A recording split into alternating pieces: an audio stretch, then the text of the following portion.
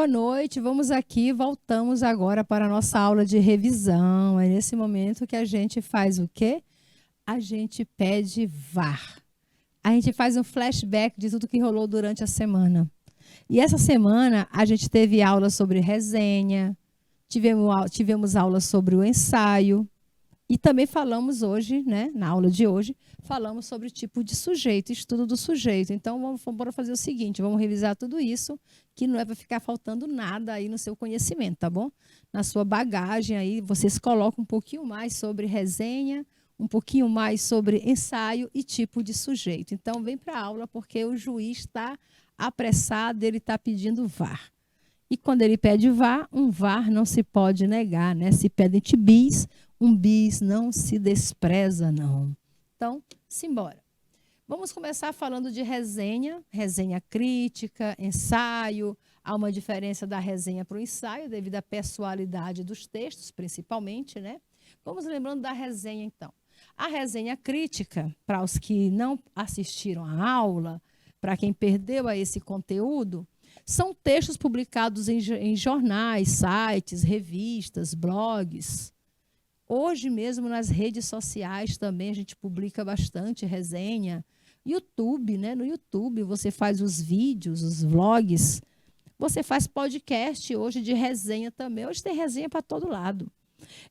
A função objetiva desse tipo de texto é oferecer a um público a apreciação de um livro, de um filme, de uma exposição de arte, de um espetáculo. Então, você foi assistir a um filme, você pode depois ir na sua página pessoal, da sua rede social, ou do seu blog, ou do seu podcast, e você pode fazer uma resenha, você pode dar a sua opinião com relação àquela obra que você assistiu. Ou seja, é um juízo de valor, é uma apreciação, é uma opinião, e é a sua.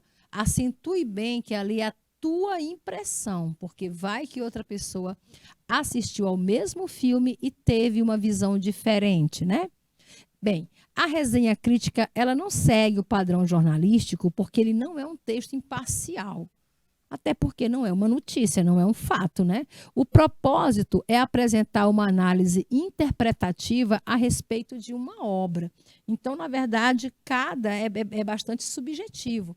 Cada pessoa vai interpretar a obra, deixa eu voltar aqui, cada pessoa vai interpretar a obra do modo como lhe apareceu. Então, se para uns é negativo, para outros é positivo, logo a apreciação é subjetiva. Cada um vai ter o seu próprio conceito.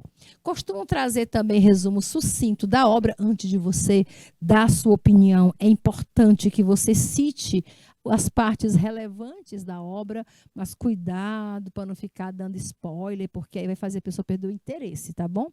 De modo a oferecer ao leitor informações breves, não vá se aprofundar, certo? Não entregue o jogo a respeito do objeto cultural avaliado. Esse objeto cultural é exatamente essa síntese aqui, ó. Livro, filme, exposição de arte, espetáculos, etc. É um gênero que, por sua finalidade apreciativa, apresenta um julgamento pessoal de um crítico, geralmente é um crítico, que exerce o papel de avaliador e, claro, né, pessoal, vai ter muita influência aí na opinião das outras pessoas. Tem gente que espera primeiro um crítico falar sobre a obra para poder ir atrás de conhecê-la. Esse gênero, portanto, tem por temática diversas obras de arte que podem ser cinematográficas, literárias, dramáticas, e isso já caiu no Enem. Olha aí questão do Enem sobre resenha crítica. Aí eu coloco a imagem, no Enem não tinha imagem não, tá bom? Eu estou colocando aqui ilustrativa para você ver, porque virou filme também, A Menina que Roubava Livros. Eu lembro que eu ganhei esse livro de presente quando eu estava fazendo um tratamento de câncer. Eu passei muito tempo em casa, então eu ganhei bastante livros de presente. O lado bom foi esse, né? Ganhei muitos livros. E eu me lembro de ler esse livro até pela metade, e eu não conseguia ir mais fundo, porque é uma narrativa muito forte. Você tem que estar realmente preparado para ler A Menina que Roubava Livros. Mas aqui estava na prova do Enem, tá bom? Na prova do Enem veio aí esse texto sobre o livro, a menina que roubava livros, e diz o seguinte: a trajetória de Liesel Meminger é contada por uma narradora mórbida. Narradora mórbida quer dizer que é a morte, tá bom? Quem conta a história da menina, da Liesel, né? Quem conta a história da Liesel Meminger no livro é uma narradora mórbida, é a própria morte. Surpreendentemente simpática, para quem não imagina que a morte pode ser simpática, né? Mas a morte demonstra bastante simpatia pela menina e tem até umas tiradas de humor com a humanidade. Ao perceber que a pequena lada de livros lhe escapa, a morte afeiçoa-se à menina. Ela percebe que a menina consegue fugir da morte em situações bem diversas, certo? Então ela acaba criando um certo carinho assim pela menina e até antecipa às vezes a história para a gente. Ela diz assim, por exemplo, quando aconteceu a morte do irmão da Liesel, né? A morte diz assim para a gente: mas calma, somente vou levar somente o menino agora. Ela eu deixo para levar depois. E rastreia suas pegadas. Ela passa a contar a história da Liesel de 1939 a 1943. Se você pegar esse contexto aqui, você tem Segunda Guerra Mundial. Segunda Guerra Mundial. Então, durante a guerra, a morte reina, né? Quem manda na guerra é a morte. A morte, ela é massificada. E ela passa a acompanhar a trajetória dessa menina. Traços de uma sobrevivente. A mãe da menina é comunista e ela é perseguida pelo nazismo. Aí, para proteger os filhos, para proteger o menino e a menina, ela manda as crianças, né? Ela envia a Liesel e o irmão para o subúrbio pobre de uma cidade alemã, uma cidade de subúrbio que não é visada pelo nazismo. E eles dois, quer dizer, o menino não chega até lá porque o menino morre. Tá? Na viagem ainda do trem, o meninozinho mais novo morre, só fica a menina. Então, onde o casal se dispõe a adotá-los por dinheiro, porque a mãe fica mandando dinheiro para o casal manter a criança como se fossem filhos dele. O garoto morre no trajeto e é enterrado por um coveiro que deixa cair um livro na neve. Né? Então, a primeira coisa que ela rouba para ler é o livro do coveiro. É o primeiro de uma série que a menina vai surrupiar, quer dizer, roubar, sequestrar o livro ao longo dos anos. O único vínculo com a família é esta obra que ela ainda não sabe ler. A vida ao redor é uma pseudo-realidade criada em torno do culto a Hitler na Segunda Guerra. Era por isso que eu não suportava muita leitura, sabe? Eu vi o pessoal da Alemanha, os alemães, fazendo muito culto ao nazismo, ao Hitler, né? Chamando de mito. Mito, ele era chamado de mito, sabia? O Hitler. Então, a gente tem muito cuidado com essa expressão. E eu ficava assim, meio muito perturbada com esse modo de tratar a pessoa. Ela assiste à eufórica celebração do aniversário do Hitler, né? Pela vizinhança. A morte perplexa diante da violência humana. Dá a morte, que é a personagem, que é a narradora, perplexa diante da violência humana, dá um tom leve e divertido à narrativa deste duro confronto entre a infância perdida e a crueldade do mundo adulto. Um sucesso absoluto e raro de crítica e de público. Então, está aqui uma síntese, uma opinião sobre o livro A Menina que Roubava Livros. Seguindo. Aí a questão dizia assim, tem 5 alternativas, queridos, para vocês, eu sei que aqui é ensino fundamental, mas eu coloquei 5 alternativas porque eu tirei da prova do Enem, tá bom? E na prova do Enem, que é para ensino médio, são 5 alternativas. Então, vamos lá. Os gêneros textuais, assim que estava lá, viu, na prova do Enem. Os gêneros textuais podem ser caracterizados, dentre outros fatores, por seus objetos, ou por seus objetivos, né? Quer dizer, a finalidade.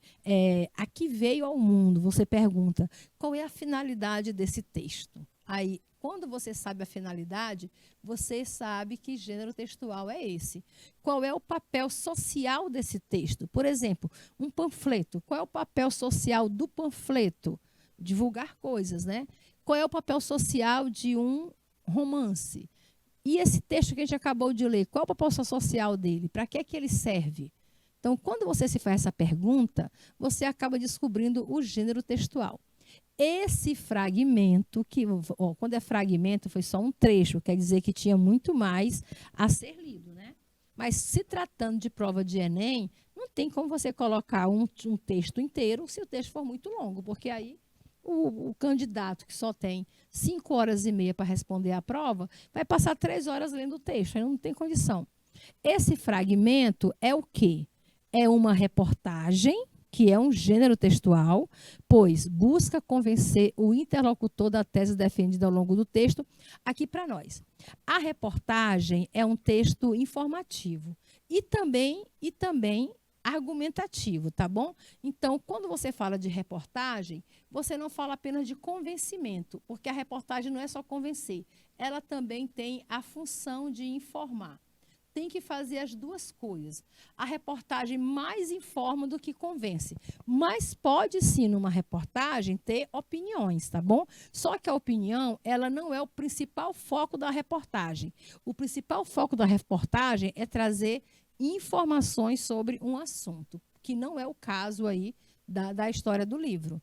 Diz que é um resumo, poderia ser, né? Você poderia confundir com um resumo, pois promove o contato rápido do leitor com uma informação desconhecida.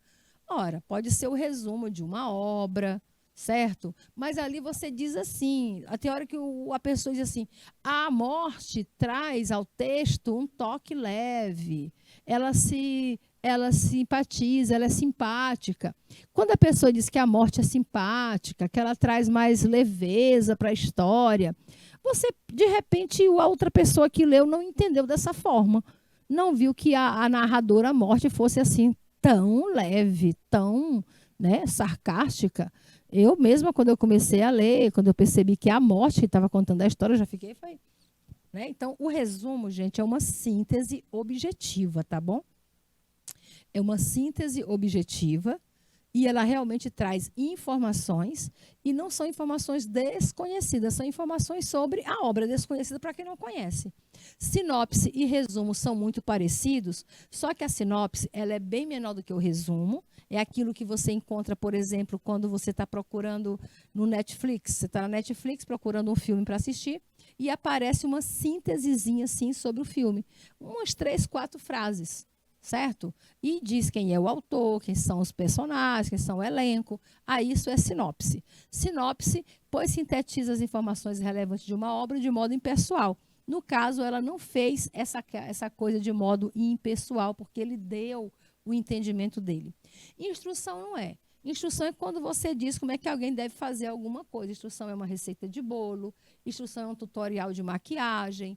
Então, a finalidade e o objetivo desse texto é apresentar uma produção intelectual de forma crítica. Ou seja, pegou um livro e apresentou ele para a gente de forma crítica. Então, isso você chama de resenha crítica, que é a nossa resposta, o nosso gabarito, letra E. Trata-se de uma resenha, pois apresenta uma produção intelectual, caso um livro, né, isso de forma crítica. Ou seja, crítico, quando você fala de crítico, não é crítico negativo, tá? O crítico quer dizer, é uma opinião formada a respeito de alguma coisa. Aí nós temos aqui outro texto, diz assim, vamos lá. Hoje é dia de ler, né? O filme americano do diretor Lance Armstrong conta a história baseada em fatos verídicos. Primeiro eu vou falar que ou você fala fatos ou você fala verídico, porque todo fato é verídico, tá bom? Vividos por um cachorro japonês da raça Akita. O diretor Lance lançou 6 filmes, mas o que lhe proporcionou um lucro significativo foi o Sempre ao Seu Lado. Narra uma história muito comovente que deixa o telespectador envolvido desde o início do enredo. Ele tenta mostrar que até um cachorro pode se tornar o verdadeiro amigo do homem. Basta existir um relacionamento de afeto e lealdade. O filme é maravilhoso. Observe bem o uso dos adjetivos. Olha, o filme é maravilhoso. Olha só a opinião. E recomendo para toda a família. Pois, além de pertencer a uma classificação livre, ele mostra, olha os adjetivos de novo, uma linda história de amor e fidelidade. Olha os adjetivos de novo. com brilhantes atuações, adjetivo de novo, e fortes emoções. Quando eu destaco os adjetivos, é porque quando você está dando opinião, você usa bastante adjetivo. Adjetivos são modalizadores. Eles modificam o sentido da palavra, tá bom? Ele poderia apenas dizer assim, que o filme eu recomendo o filme, né? Recomendo o filme para toda a família, pois além de pertencer a uma classificação livre, mostra uma história de amor e fidelidade com atuações e emoções, sem usar os modalizadores. Quando ele fala linda história, brilhante atuação, fortes emoções, maravilhoso filme, ele está colocando sua opinião. Aí você percebe que é opinião. Quando você usa muito adjetivo, é opinião. E quem faz aqui é a Andressa da Silva Nascimento, do 8º ano de 2018, lá do colégio, né, lá da cidade de São Gonçalo do Amarante, na escola João Moreira Barroso, o professor da escola que pediu aí essa resenha foi o professor Francisco Maurício Araújo. Muito bom, né? E eu peguei aqui no site do quiz, tá bom? Simbora. A finalidade do texto, esse texto aí que falou sobre o filme Para Sempre, Sempre ao Seu Lado, né? Eu assisti, vocês assistiram esse filme? Eu assisti aquele cachorrinho que fica lá primeiro, o cara vem do trabalho e encontra o cachorro, o cachorro segue ele para casa e passa a fazer isso todo dia. Vai com ele até a estação do trem, onde ele vai trabalhar, e quando ele volta, o cachorro está lá esperando por ele de novo, né? Então, é uma história realmente bem comovente.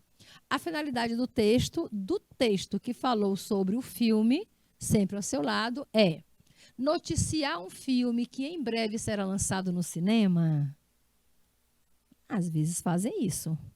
Mas aí, no caso, o filme já tinha acontecido, não ia ser lançado ainda, né? Apresentar uma história de fidelidade de um cão e a bravura do seu dono, apresentar a história de fidelidade. Mas ela nem contou a história toda, né? Como é que ela apresentou a história? Criticar determinadas atitudes humanas com seus animais de estimação. Isso aí é a resposta do doido, né? Apresentar um resumo e um ponto de vista. Olha como é interessante. Não foi só um resumo. Tem um resumo, porque tem que ter um resuminho da história, mas também tem que ter um ponto de vista sobre a obra cultural, que no caso foi um filme. E isso aqui é o papel da resenha crítica. Então, letra D é a nossa resposta. Na parte, o diretor Lacey lançou 6 filmes, mas o que lhe proporcionou um lucro significativo foi o Sempre a Seu Lado. Não tem nenhuma palavra grifada, né? Mas eu vou dizer qual é a palavra grifada, tá? A palavra grifada é o mas. Mas o que lhe proporcionou um lucro significativo foi o Sempre ao Seu Lado. A palavra grifada introduz uma ideia de que o mas é uma adição, a adição é mais. Mais e o mais também. Tá? A adição você usa mais também. Também pode usar o i.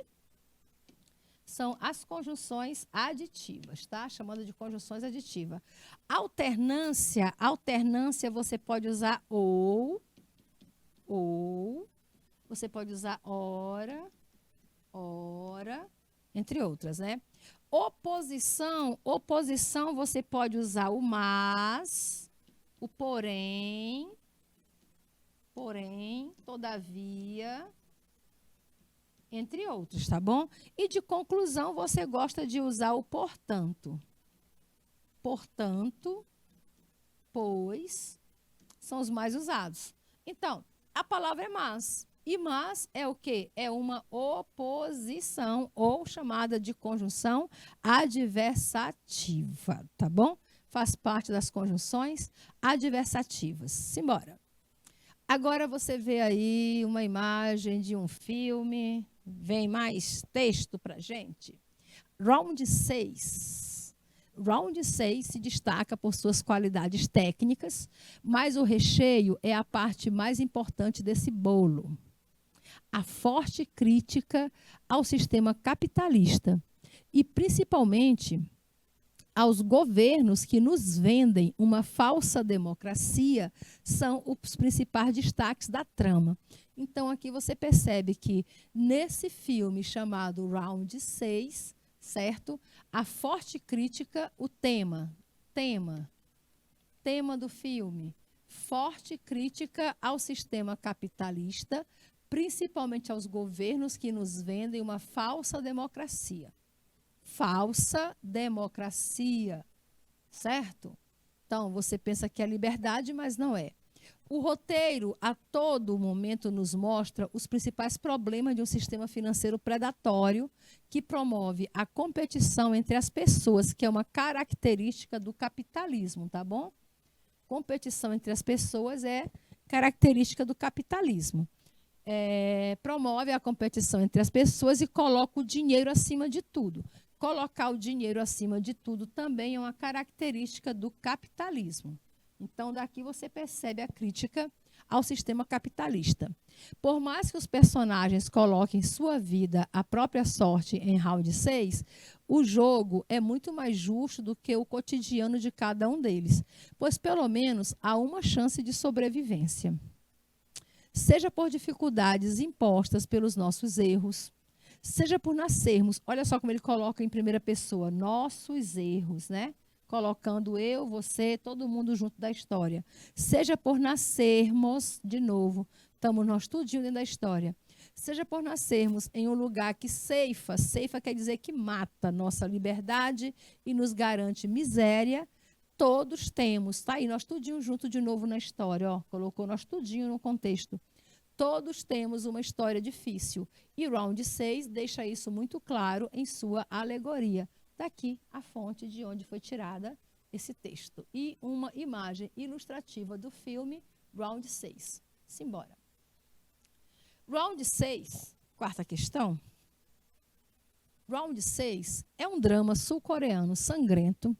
Se tornou, sem dúvida, uma das séries mais populares da Netflix de todos os tempos. Eu não assisti. O texto acima faz uma análise desse drama de grande audiência também no Brasil. Qual a finalidade principal do texto? Do texto que você leu, o que é que esse texto pretendia? Quando você descobre a finalidade, o objetivo, você descobre o gênero, né? Quando você pergunta a finalidade, você quer saber qual é o gênero textual. Isso aqui está bem na competência 1 do Enem, tá bom? Competência 1, que fala sobre os tipos de comunicação. E os gêneros textuais são tipos de comunicação. Letra A finalidade é informar como uma obra televisiva conquistou tanta audiência. Foi isso que ele quis dizer, informar para a gente como foi que aquele filme ou série conquistou tanta audiência. Apreciar. Eu gostei desse verbo, porque apreciar é julgar, é dar sua opinião. Apreciar com argumentos positivos um determinado objeto cultural. Eu só não sei se teve argumentos positivos, porque ele falou que é uma série que mostra a miséria humana, a competitividade. Mas não depreciou o filme, disse que é muito bom o filme. Apresentar características negativas sobre uma série violenta? Não, a série é violenta porque a vida é violenta, né? Mostrar que o cotidiano das pessoas pode ser afetado pelas cenas da série? Ele não falou isso, não. Ele fez uma apreciação com argumentos positivos de um determinado objeto cultural, que no caso foi uma série de televisão. Segundo o texto, Round 6 revela. O que é que o filme ou a série revela? Letra A.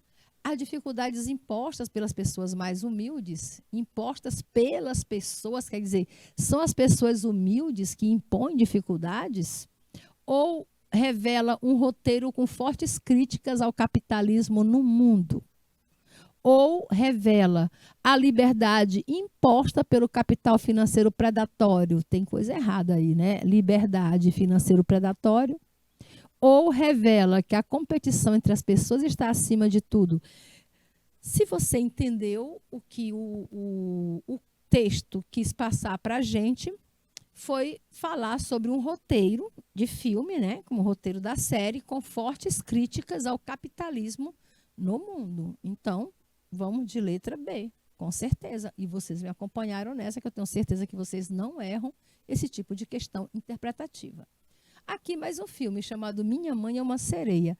Eu lembro que eu já assisti esse filme, é com a Cher, cantora Cher. Gosto muito dessa cantora, tá? Aí, agora tem assim, é um tipo de texto agora que mistura a ficha técnica com a opinião. Gênero do filme, comédia. Duração, 1 hora e 50 minutos. Lançamento do filme foi em 1990. Esse filme é bem antigo, viu? Tem lá seus 30 anos de idade. O estúdio que gerou o filme foi o Orion Pictures Corporation. A direção foi do Richard Benjamin. O roteiro, que é quem escreve, o roteiro é quem escreveu o filme, tá bom? Quem escreveu a história. Johnny Robert, baseado no livro de Pat Dam. A fotografia não é a foto, não, gente. Fotografia é o cenário. No cinema, eles chamam cenário de fotografia, tá? Fotografia foi do Howard Anton e a direção de arte foi do Evelyn Sakash e Steve Sackland. Deve ser parente, né? Agora vem a síntese da história. Uma mãe solteira, um tanto quanto moderna e sexy, tem de criar de suas 2 filhas, né? Tem de criar suas 2 filhas sozinha. Além de lidar com a adolescente, que mesmo sendo judia, quer ser freira, quer tornar freira. A filha dela é judia e quer ser freira.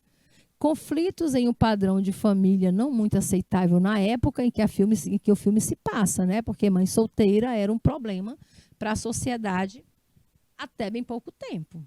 Aliás, se você olhar para o mundo atual, ainda existe muita crítica sobre a mãe solteira. Teve até ex-presidente falando que família que não tem pai é família de degenerados, certo? O que a gente não concorda. Uma mãe super liberal, tendo de lidar não só com a comunidade conservadora à sua volta, mas com uma filha extremamente religiosa e pudica. Pudica, gente, a palavra é pudica mesmo. A gente fala pudica, mas não é pudica, não é pudica. Pudica quer dizer cheia de moral. O roteiro não tem nada muito fora do que esperamos, mas o elenco segura a história. Mais um clássico da sessão da tarde. Classificação regular. A pessoa ainda deu nota, né? Deu um R aí de regular. Poderia ser um B bom, um MB de muito bom, mas a pessoa deu só um R, regular. Entenderam? Então, teve uma síntese da história. Teve, claro, opinião, o roteiro não tem nada muito fora do que esperamos, mas o elenco segura a história. Isso aqui, olha, essa parte aqui a gente fala que é uma síntese, isso aqui você diz que é uma opinião de quem escreveu essa síntese, tá bom? Misturou síntese com opinião. Então, se tem a mistura, a finalidade do texto é esse texto que a gente acabou de ler, qual é a finalidade dele? Noticiar um filme que em breve será lançado no cinema. Cara, o filme foi lançado em 1990. Apresentar uma história de fidelidade de uma filha para com a mãe e a filha na história, se vocês viram, estão brigando, né? Porque a filha quer ser freira e a mãe é judia. Criticar determinadas atitudes do modo como a mãe educa suas filhas. Não, ele falou que ela sofre preconceito por ser mãe solteira e por ser uma mãe liberal. E letra D, apresentar, aí sim, a finalidade do texto e não do filme, não confundam, tá bom? Apresentar um resumo e um ponto de vista sobre uma obra cultural. Se você observar, sempre a gente vai ter aqui essa letra D como nossa resposta preferida.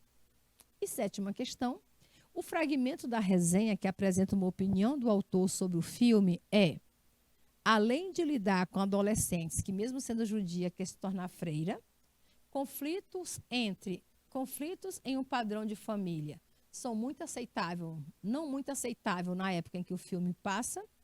Uma mãe super liberal tentando lidar não só com a comunidade conservadora à sua volta, mas com uma filha extremamente religiosa e pudica. Ou o roteiro não tem nada muito fora do que esperamos, mas o elenco segura a história. Qual desses fragmentos representa uma opinião do autor sobre o filme? Eu acho que a opinião dele é: o roteiro não tem nada muito fora do que esperamos.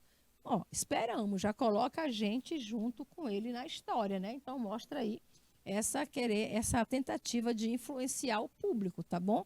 Mas, porém, todavia, o elenco segura a história. Quer dizer, o elenco com a Winona Ryder, um elenco com o... Esqueci o nome do Tony DeVito, né? Isso, com o Tony DeVito e com a Cher. Realmente tem que ser um filme, super filme, tá bom? Letra D, então, é a nossa resposta. Vamos agora lembrar de sujeito e predicado. A mãe da Magali, a gente já sabe, né? A cara da Magali. Na hora que olha o primeiro quadrinho, já sabe que a personagem aí vem lá do Maurício de Souza. Ela está apontando ali para o lado de fora, para alguma coisa, e diz: Ah, como que ela vai sair, né? Ela aponta assim o dedo dela, indicador, como se ela estivesse saindo e lembrou de alguma coisa. Ela disse: Ah, antes que eu me esqueça, tem uma coisinha. Aí ela bota a mão à mesa, mexe a cabeça, assim, porque esses movimentos, olha, essas ondas em volta da cabeça da mãe da Magali, essas ondas aqui, ó, representam movimento, tá? Movimento cinético, assim, ó. Então, você sabia que estas frutas aqui da cesta são feitas de cera, não é? Ó, frutas são feitas de cera, não é? Você sabe que uma característica da Magali, que todos nós que já lemos esses quadrinhos, né? É que ela é uma personagem muito faminta. A Magali gosta de comida. Aí a Magali já está ali passando mal. Você vê aquele redemoinho em cima da cabeça da Magali, quer dizer que ela está tonta, né? Ela está tonta. Você vê aquelas coisas brilhando ali do lado, quer dizer que ela está passada já. Ela faz, ugh, claro, mamãe. Ela comeu uma maçã de cera, gente. Do mesmo objeto que a gente faz a vela, né? Feito de cera. E ela primeiro comeu para depois saber. Aí a mãe não deu nem tempo de avisar, a menina já tinha comido. Você sabia, olha o verbo, sabia que estas frutas aqui da cesta são feitas de cera, não é? Está acentuando aqui o sabia. Quando você pega o sabia, você pergunta assim, destaca o verbo e pergunta quem sabia?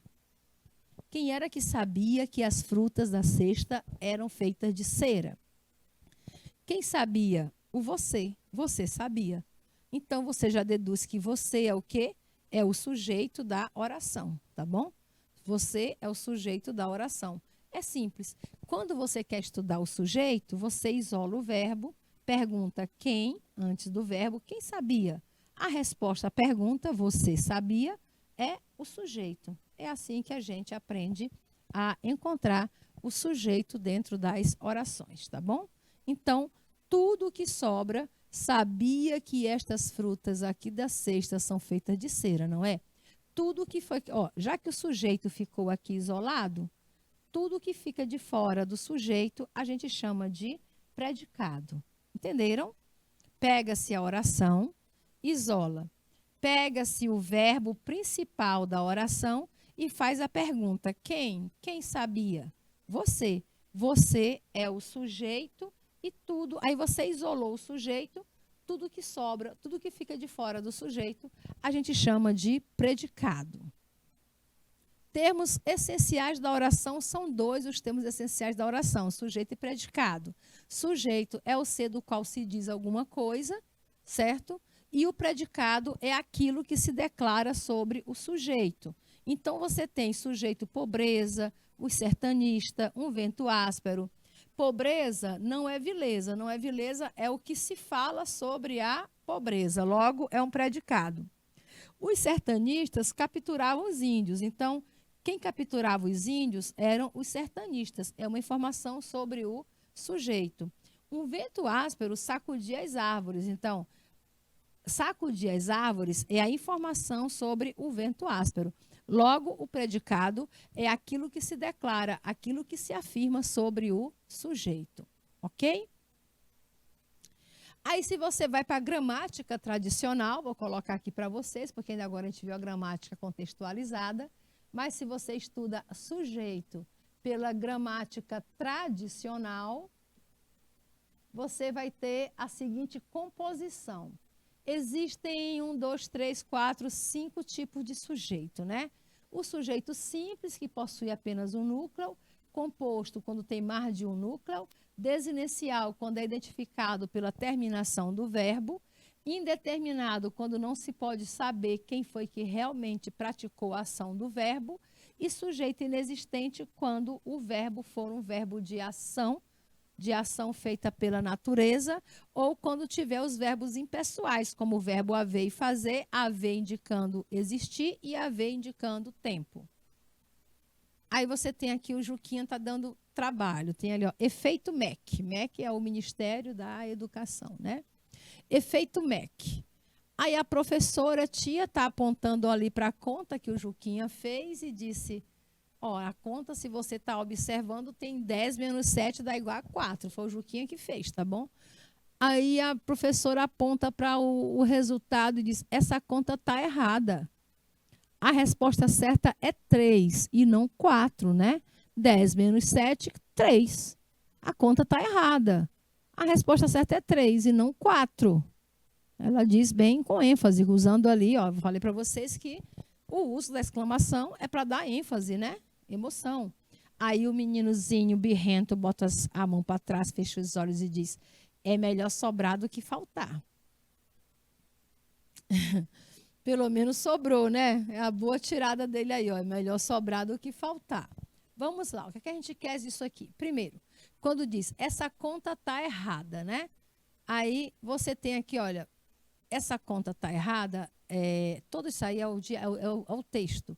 Esse sinal aí, a exclamação, ele mostra a intenção comunicativa. Vamos lá. Verbos que estão no texto. Verbos está aqui, ó, verbo tá, essa conta tá errada, é o verbo tá, e diz a resposta certa é, tá aqui o é o verbo é, e o sujeito, né? Que é que está errado? É essa conta. Então, sujeito do verbo está é essa conta. E a resposta certa é, o que é a resposta, o que é a resposta? Então, a resposta certa é, a resposta certa é o sujeito, tá bom? E aqui também você tem o verbo ser. É melhor sobrar do que faltar. Então, melhor é sobrar do que faltar. Melhor passa a ser o sujeito dessa outra oração. Tiago Fonseca tem um livro dizendo, cresça, apareça e enriqueça. Se não deseja essas 3 coisas, se afaste desse livro. Já estou com vontade de ler. Cresça, apareça e enriqueça. Quem não quer, né? Se não deseja essas 3 coisas, se afaste deste livro. É um bom título. Determine o tipo de sujeito que aparece no título do gênero da capa do livro, né? Vamos lá. Cresça, apareça e enriqueça. Se não deseja essas 3 coisas, se afaste deste livro. Ou seja, você não tem direito dizendo diretamente quem é o sujeito, certo? O sujeito não aparece no texto. Quando o sujeito não aparece no texto, você já elimina o sujeito simples, tá bom? Elimina o sujeito simples. Ele pode ser desinencial, indeterminado ou uma oração sem sujeito, certo? Mas o que é um sujeito desinencial? É quando você identifica o sujeito pela terminação do verbo, pelo modo como o verbo está empregado, né? Ou seja, pela desinência. Indeterminado é quando o verbo está na terceira pessoa do plural, sem a presença do eles, ou quando está na terceira pessoa do singular, com a partícula se, com a presença da partícula se, mas somente com verbos que são intransitivos ou verbos transitivos indireto, que não é o caso. Então, a gente elimina o indeterminado, já que não está na terceira pessoa do plural e nem está com a partícula se, tá bom? Elimina indeterminado.